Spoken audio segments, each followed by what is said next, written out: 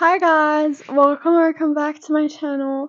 Today, as you may have read, we are gonna read people's story time on the precious app that is Reddit today. So, without further talking, let's not waste my saliva and get right into it.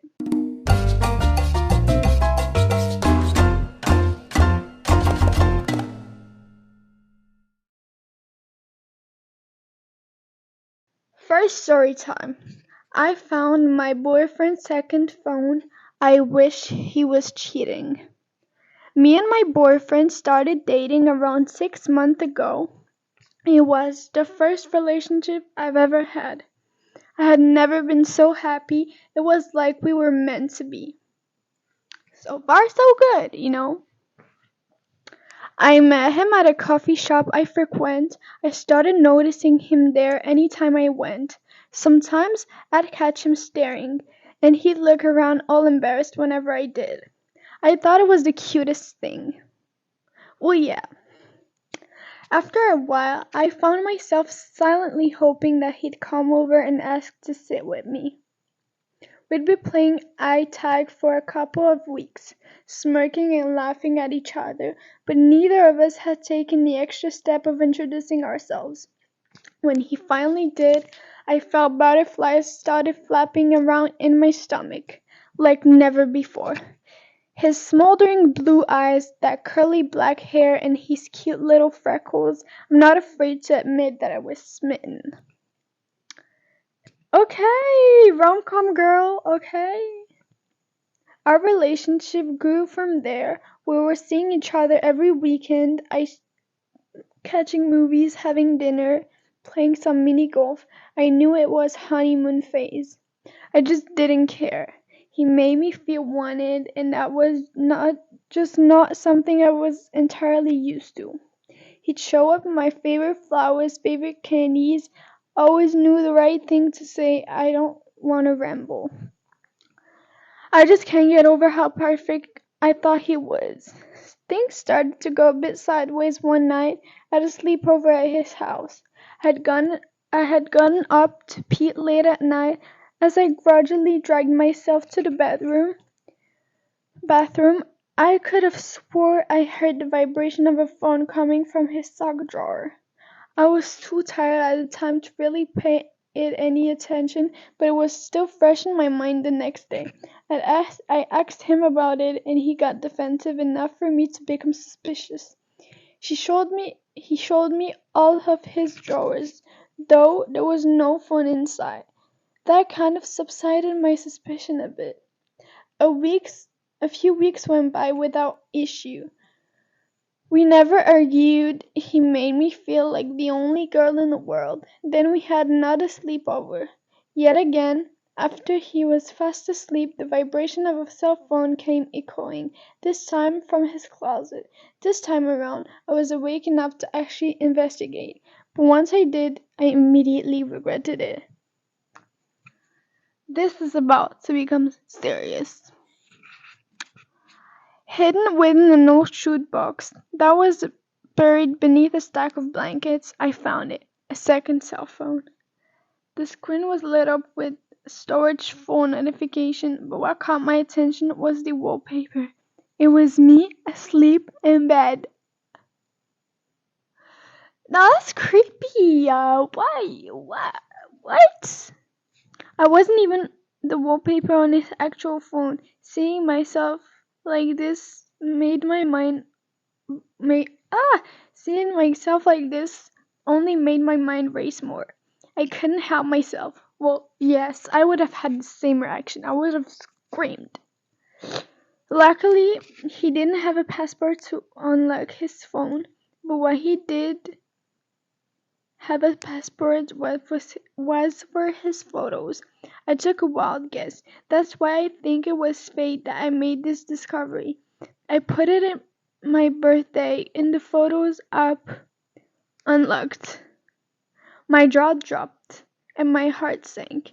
There were hundreds, if not thousands of pictures, and they were all of me.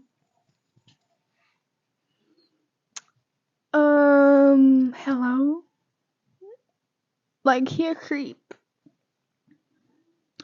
Some were of me at his house, on the toilet, in the shower, sleeping in his bed. But some were from places that didn't make sense to me. Me at the coffee shop reading a book, me walking home from school, standing the night at a grocery store, me outside my apartment, fishing around in my purse for my keys. More than anything, though, there was a picture of me asleep in my own apartment. Girl. He's weird. Some were taken from my window, my second-story window. Others were taken from inside the apartment. I kept scrolling, and the more I did, the more terrified I became. The photos dated back to at least 2 years ago.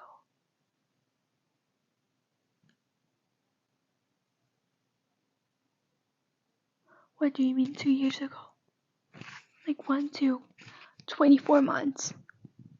My goodness. Family dinners, early morning jogs, study sessions in the library. I was getting sick to my stomach. As I scrolled, a noise from behind snapped me out of my trance. The sound of my boyfriend's bed creaking and squeaking from his shifting weight. He called my name once, twice, 3 times. I never responded.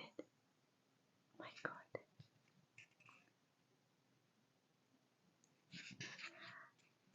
I heard his footstep brush behind me. They stopped a few inches from my back. Instead of asking what I was doing, apologizing, or even attempting to grab his phone, he began laughing, cackling like a madman. As he stood there, too paralyzed to turn around, he finally spoke again.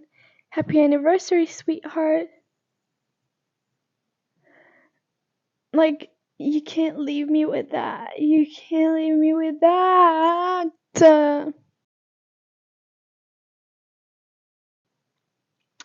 Anyways, next story time. I found my boyfriend's secret poems and exposed him at his own party. I have been with Lucas since 7th grade. We were inseparable until recently. Lately, things fell off.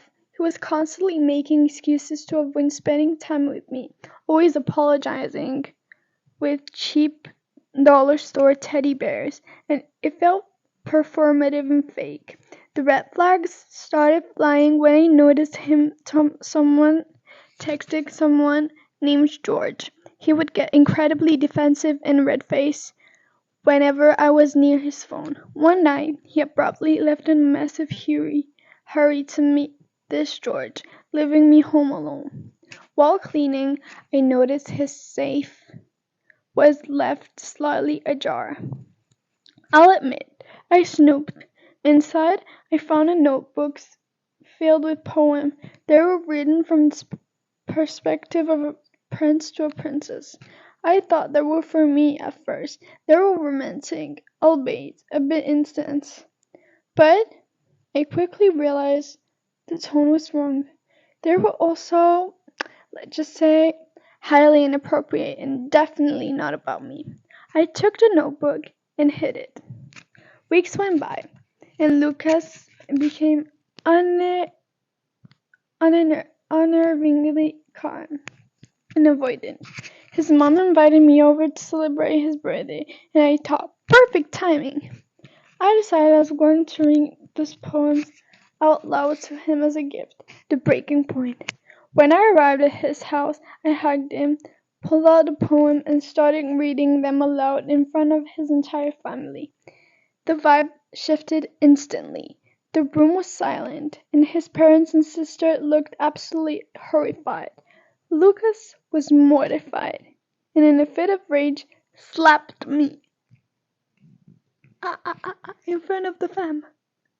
In front of the fam. Have you lost your right mind, Mr. Lucas?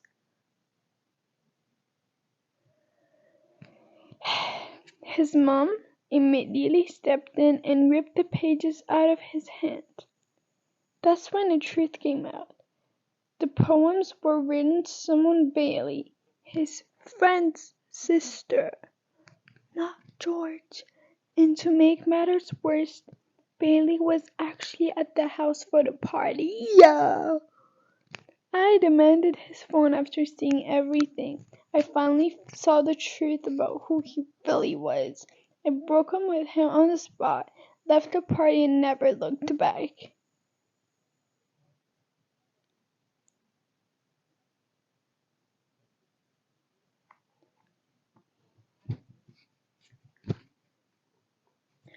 Like, yes, yeah, that city sounds insane. Like, what do you mean?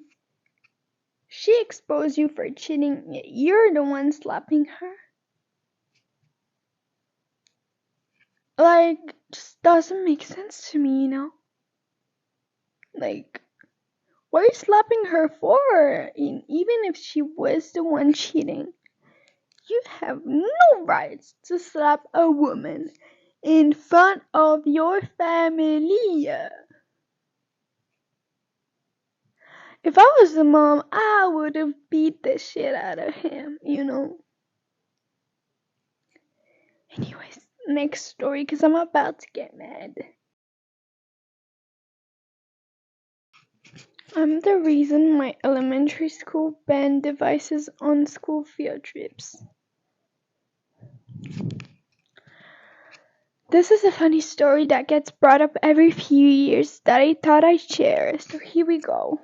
At the time, it was kind of devastating as a fourth grader, but almost 20 years later, it's kind of funny now. Back in 2009, I was a really socially awkward and very odd kid in fourth grade. Many years before I found out I was on the autism spectrum. The entire fourth grade class went on a field trip to the museum. This was around the time that Nintendo DSs were very popular. Everyone was allowed to bring the devices for the bus rides. On the way back from the field trip, all the kids who had DSs were playing around in Picto chat rooms. If you know, you know. I don't know, but it's okay. I was in my own chat room, minding my business, drawing, when kids started coming into my chat room, erasing or scribbling over my stuff. So I would join a new chat room to continue doing my thing. But it continued. The other kids were even saying my stuff was stupid or called me names. I know that I could have easily told an adult, but with past experiences, my teacher who was in charge of our bus didn't like me and I didn't feel comfortable with the other chaperones. It took a few times before I had it and started typing calling them assholes, but not spelling it correctly. I spelled it ASS space WHOLES, something I had lightly heard from my parents, but didn't know how to spell being 8-9. One of the kids reported it and my teacher came to the back of the bus to yell at me. I tried explaining, but she didn't listen and just confiscated my DS. After we got back to school, I was taken to the principal's office to wait for my mom. I explained to my parents what happened, and they weren't mad at me. They were mad at my teacher and my principal. I was given an ISS for the week, and by the end of the week, my mom called the principal to explain what happened, and then the principal pulled me out of class into the hallway to apologize and had me pick from the prize box in her office. I hate this. What? But after that, students weren't allowed to bring devices on future field trips, and it was because of me. I mean, yeah, if the kids at your school don't know how to behave, obviously we shouldn't allow them. I mean, at my school, really everybody was minding their business. Like, there was not one group that was picking on a kid. Actually, yes, there were two girls that actually were so mean to me. But the thing is, I dared to speak out, and I hit one because she was talking to me like I was the shit. I was like, she was like, no, you can't play with me. And I was like, okay, gee. But she was like literally so condescending. I had enough. Like 2 years, I said nothing. On the last year,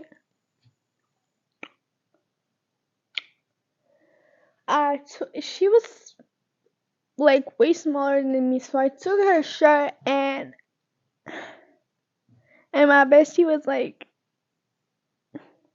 no, actually I don't remember if she was like that, but like she didn't say anything. But yeah, so just to say, speak up for yourself before it's too late, because those people really need a lesson. And today, me and this girl are very cordial. Don't worry. I mean, yeah. So, yeah, I think that's it for the video of today. And see you for the next one, I guess.